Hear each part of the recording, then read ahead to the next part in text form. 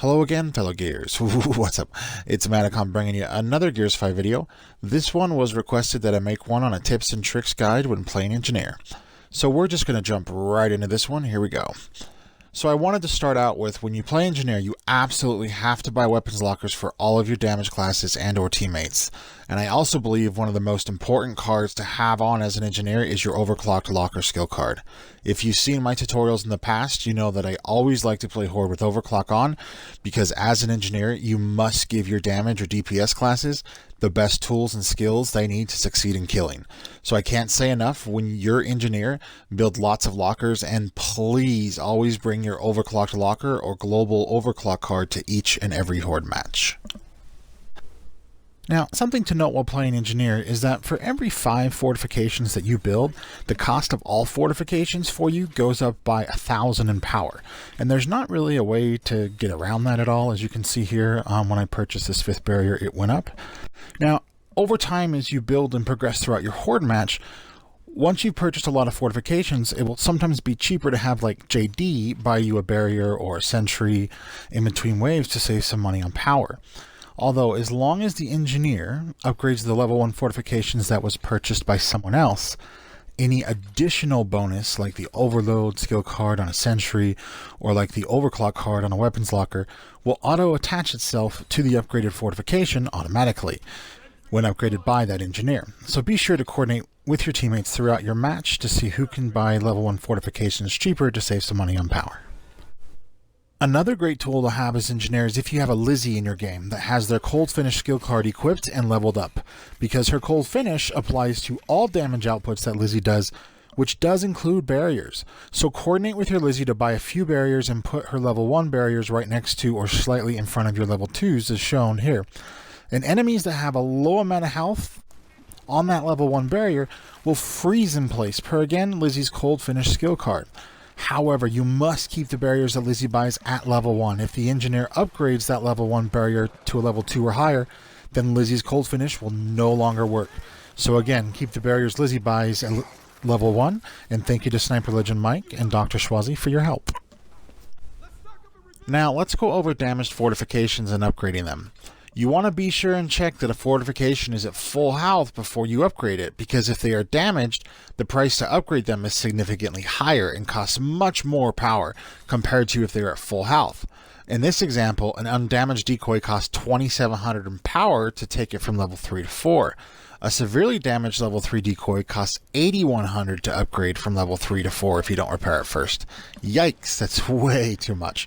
But just repairing the decoy to full health is only 240 in power, and then 2,700 in power to upgrade, which is together only 2,940 in power. Compared to the 8,100 cost it was to fully upgrade it damaged, that's a savings of 5,160 in power. Yeah, that's worth it, the repairing before upgrading. And of course, this repairing before upgrading is universally cheaper in cost and power with all fortifications, not just decoys. Another good way to save yourself some power is when using sentries, don't completely refill the ammo on a sentry before you upgrade it, because when you upgrade a sentry, it automatically refills up the ammo to almost completely full for free. In this example, not filling the ammo up before upgrading the sentry saved 327 in power, which I know isn't a huge number when compared to like damaged fortifications, but it's still another way to save power and be a little bit more efficient. So try and remember to not refill a sentry's ammo before you go to upgrade it to save yourself a little bit in power, because we all know every little bit helps, right?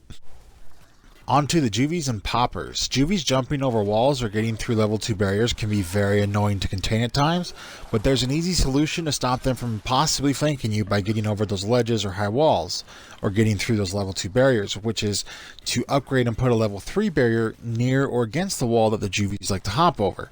And if placed correctly, that level 3 barrier will usually stop Juvies from jumping over the wall, or if they do jump over, the upgraded barrier will either kill them or they might just go elsewhere to try to get in the base.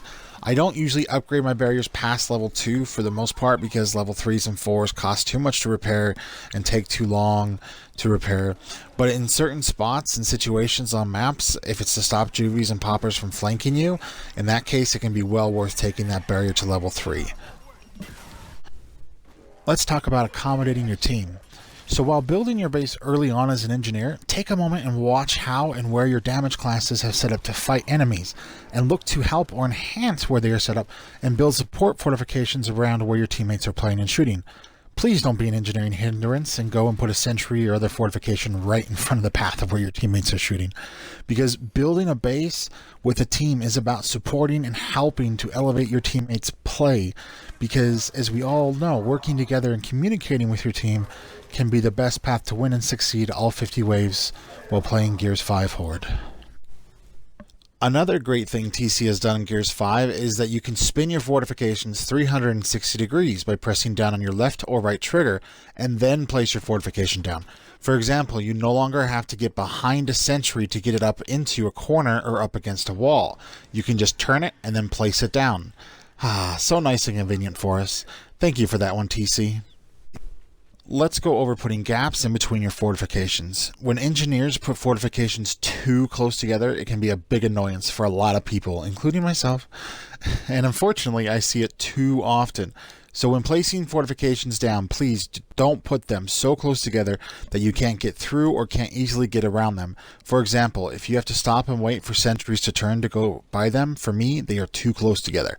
So please always make sure to leave a wide enough gap for your teammates to easily get by or go through when placing your fortifications down. Cheers and thank you, for sure. I quickly want to mention Jack. Jack is great and can be so vital to have on your team, and as an engineer, you want to keep them happy and busy, right? So get them a forge early on in the game and level it up to level 4 as soon as possible, because the more Jack forges weapons, the more money you get to spend on your Horde run, right? Yeah. In closing on this engineering guide part 1 tutorial, I want to say and encourage all of you to play around and experiment with your builds, because it's always fun to see something different or something new in Horde that we've not seen before. And now my last and final tip in this video to y'all is, while playing Gears of War, do remember to never ever ever forget to have fun. Yeah, right. And as always, enjoy it everybody. Thank you.